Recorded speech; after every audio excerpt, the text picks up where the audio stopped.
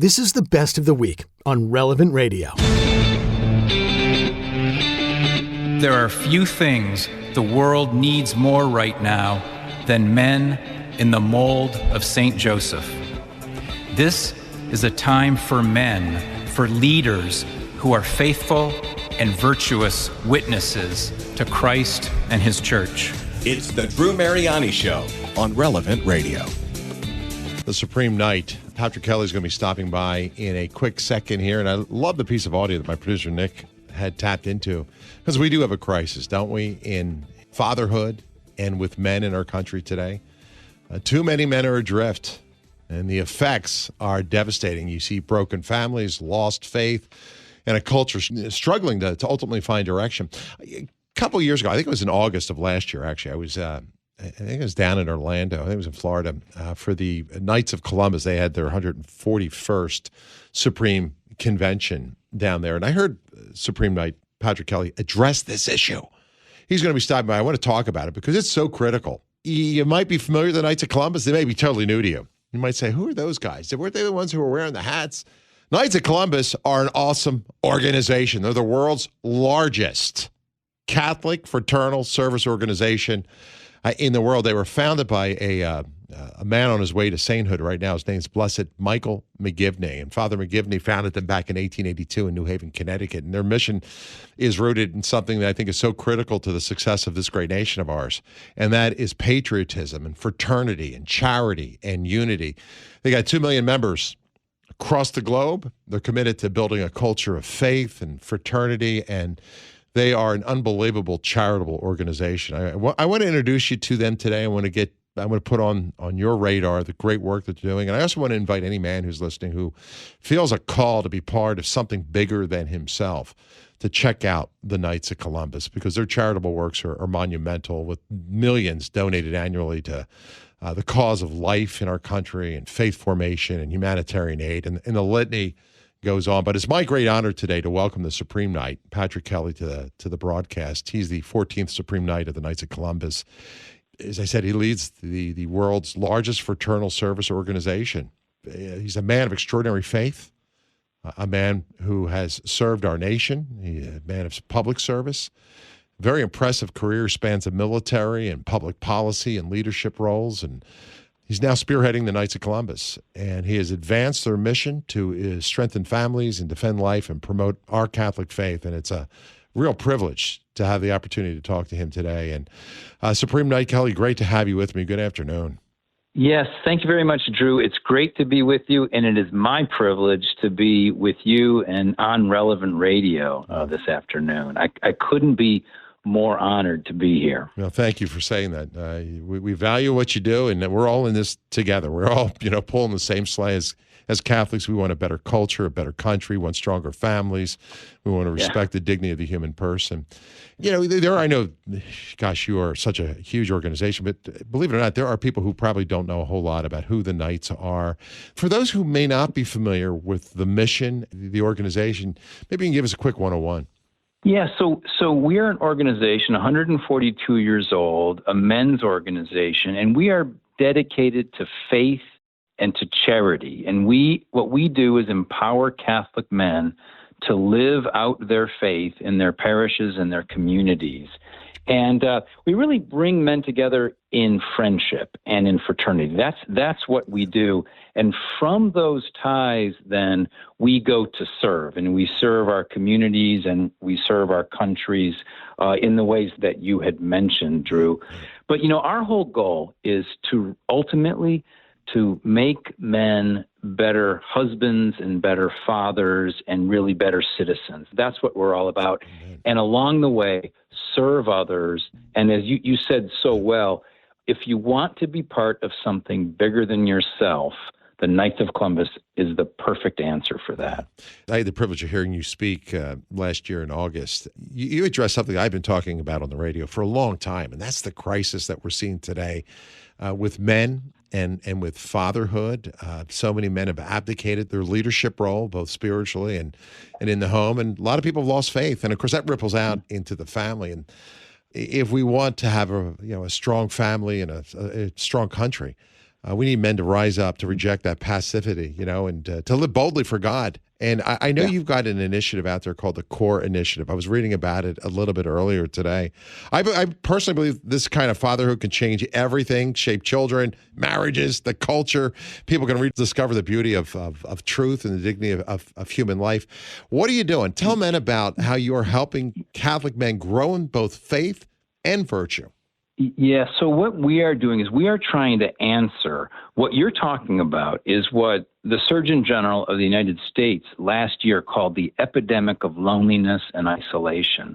And that doesn't just affect the elderly, that also affects the young. And so what we're trying to do is bring men together in faith. This initiative that you spoke of that we're spearheading is called the CORE Initiative. COR, CORE is Latin for heart. And we get the name from the motto of Cardinal Newman, cor ad cor loquitur, one heart speaking to another. Basically, it's small group faith formation for men in the parish. And you don't have to be a member of the Knights to join it, right, to participate in this, which is an important thing. So the Knights of Columbus sponsor it, but it's for all the men of the parish. And it brings men together in brotherhood for prayer, faith formation, and fraternity, right? And so we started this a couple of years ago. I think at that convention was where we rolled it out that you were at, Drew, in Orlando. We have been so pleased with how it's caught on. We have 3,000 councils in the United States doing it. And we have over 2,000 more who are going to take it up in the coming months. And that is really, an extraordinary way for men to really be situated. You talk about the isolation, the epidemic of loneliness. Part of the problem is I think our culture has really deconstructed the paths of meaning that have normally been passed on in our society from generation to generation. I think we live in a time when those are no longer present. And what the Knights are doing here is trying to form intentional small groups of men for prayer, faith formation, and fraternity to take that up. And we couldn't be more excited about it. How do we get to this point that we have a crisis with male spirituality? And what are the fruits you're now seeing from the initiative? I know you do a men's Bible study. Yeah, we have a Bible study called Men of the Word. We have a video series called Into the Breach, the Mission of the Family. That's great. And so what we're trying to do is we're trying to give men sort of the tools to be the husband and the father that God calls them to be. And this is a crucial thing for the future of the church, because the faith life of the father is the single most important thing in determining whether the child remains Catholic, right, into adulthood. So really, the mother, obviously, hugely important, but the father is the thing that determines so much of it. Yeah, there's a famous study, I don't know if it's out of Sweden or Switzerland, on the faith of a father, and it showed that if a father, if a mother takes her child to church, the rate of recidivism for the kids to go later in life was at a certain number. But if the father took the children, it was through the roof. I mean, I guess there's something very powerful about a child seeing a father on his knees and recognizing there's something greater than he is. Yeah, that's right. I mean, dad has got to take it seriously if the kids are going to take it seriously. And the other thing, too, I think, what's important about the CORE Initiative, and really what's important about membership in the Knights, is we all desire to have a life of meaning, right? A life that matters, a life that is grounded in the things that really, at the end of the day, are important. And that's what we are all about at the Knights, is giving men that opportunity to do that through faith, through enriching their faith, but also through charity, through serving others. And that is really what the Christian life, the life of faith, is about: service. And that's what the Knights are all about. Yeah, and speaking of service, the Knights not only go into the communities, but they're doing some incredible work. I think you've donated, more than $190 million to, and put up something like 47 million volunteer hours. It's something I had read recently. I couldn't believe it. 47 million volunteer hours. That's just last year. So 1 year. Fill me in. How do you mobilize such an incredible effort? I mean, it's staggering. You know what? It's the local councils. It's the councils in the local parish. And this is what's so great about for me, serving as the head of the Knights. I just stand on the great work and the shoulders of the common knight in the parish who's doing all this great work. We always say that we're in service to our pastors and in service to our bishops. And that is really, really true. I mean, at our local councils, they're always in service to the church, and they're always saying, what do you need, Father? What do you need? We hit a milestone. We have a program called Coats for Kids, which gives coats to needy children. And last year we hit our 1 millionth coat we gave out to a child. And that was, kind of an amazing milestone to hit. And that's just one example of the many, many programs that we do. Yeah, and people want to help, if they want to join the Knights, if they want to support your endeavors, is there a place you want to drive them to or let them know Yeah, about? If you want the life of meaning that I'm talking about, I issue to every man listening a personal invitation to go to kfc.org/join, and you can become a Knight. There are many reasons why men would become a Knight. Sometimes it's they want that authentic Catholic friendship. Yeah. They want to do service to the parish and the community. They may want to protect their family with financial products. So there are many, many different reasons why men would become a Knight. But the quickest way to do it is go to kfc.org/join. Go there now, check it out. Believe me, there's a ton of resources, ton of information. You'll be glad you did. We'll put it in our show notes. We'll put it on our social media, too, so you can check it out. You said something that struck me. I'm looking at the growth of the Knights of Columbus, and I think about Blessed McGivney when he founded this organization. Organizations rise and fall, right? They come and they go. They have a life cycle. Sometimes there's mission drift. The Knights of Columbus, for some reason, continue to resonate with Catholic men. This is, 140 years now? What is it about that I don't know, it seems to have such deep roots?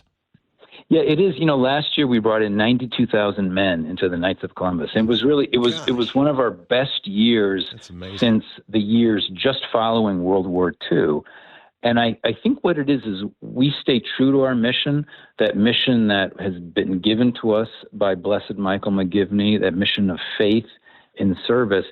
And I think it really goes back to the fact that men want to have this life of meaning, and they see the Knights of Columbus as a way to be with others and to work alongside other men and to grow in their faith and to serve others. And I think ultimately that's what it is. It's faith and charity combined. Yeah, I love it. One of the things, as I broadcast on this radio program, I take a look at all the news, the issues of the day, the cultural movements happening in the church. I try to look at it through the framework of our Catholic faith, because we have answers for all those issues, whether they're complex issues like immigration or life or in vitro or whatever it might be.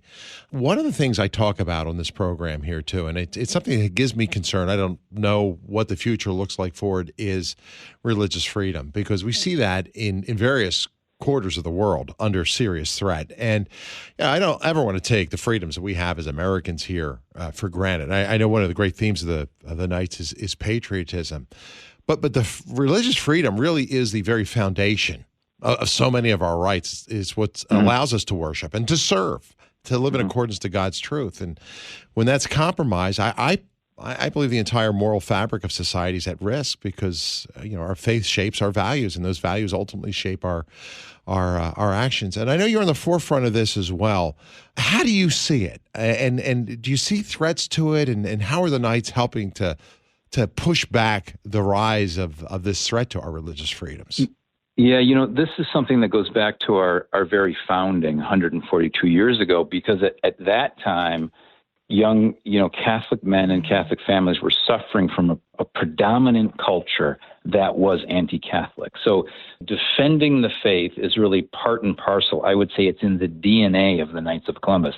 Now, that has changed over the years. In the 50s, the Knights were instrumental in getting the words "under God" put into the Pledge of Allegiance. That's awesome. But now, I mean, we are involved domestically in a variety of different ways just to monitor and defend our religious freedom. We partner with other organizations to do that. But even internationally, I mean, years ago when there was so much Christian persecution in the Middle East, we were very, very involved there. Even more recently, in Nigeria, there is tremendous persecution of Christians going on, and we are helping the Nigerian bishops because when religious freedom is threatened in one country, it really is threatened in all countries, and it may be brutal in some of these other countries. In the United States, you could say it's not violent, but it is still something that is very much present. And, we've seen this in the opening ceremony of the Olympics where our faith is mocked. And what the Knights do is we stand up for what we believe, because as you say, Drew, it is a fundamental right and it is so basic to every other right. Hey, this episode of the Drew Mariani Show is on the Relevant Radio app. The Relevant Radio app is completely free. It's updated daily with fresh articles, podcasts, and prayers. So don't delay. Download the app today. Thanks for listening.